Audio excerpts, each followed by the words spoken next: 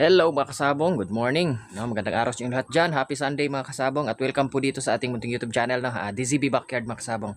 Itong topic natin ngayon mga kasabong, basic lang to, para lang to sa mga newbie, mga baguhang sa bungero dyan, or yung nagpaplano pa lang, yung mga para lang to sa mga baguhan mga kasabong, no. Kaya kung matagal ka na sa bungero, skip na tong video na to mga kasabong, okay? Ang topic po natin ngayon mga kasabong, ano ba daw ang tamang taas ng TP at ano ba daw yung tamang haba ng lubid ng ating mga alaga sa cording area.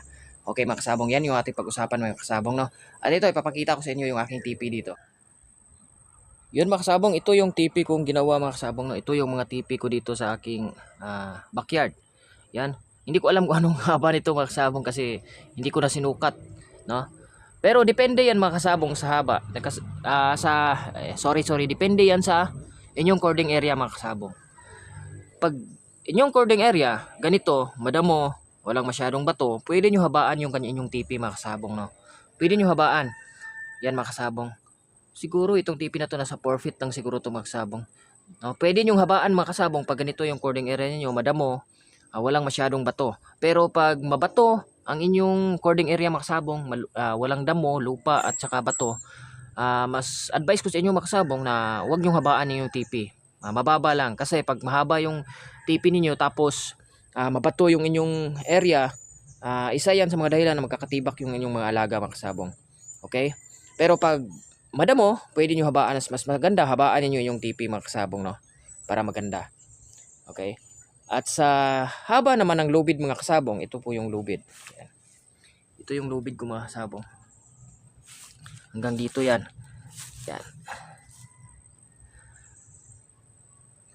Ang lubid naman mga kasabong, depende yan sa lugar ninyo mga kasabong. Pag masikip ang inyong lugar, wala kayong malaking area, wala tayong magagawa dyan kundi iklian ninyo ang inyong lubid, no? Pero pag malawak yung lugar ninyo, konti lang yung mga alaga nyo, tapos malaki yung area ninyo, mas maganda mga kasabong, mahaba yung lubid. Lalo na sa mga stag. Kasi mga kasabong, mas magandang mahaba ang lubid kasi makagalaw sila ng maayos, makaikot sila maayos, makalipad sila ng maayos.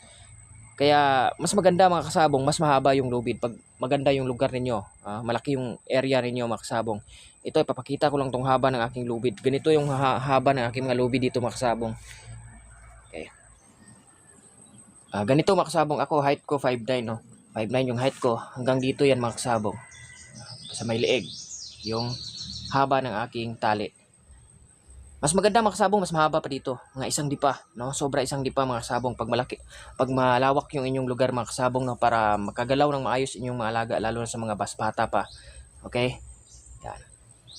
Pero pag yung area mga kasabong ay masikip, no? Kasi wala kayong malaking lupain, wala tayong magagawa dyan mga kasabong kundi iklian na lang yung lubid ninyo mga kasabong para marami yung matali ninyo mga kasabong.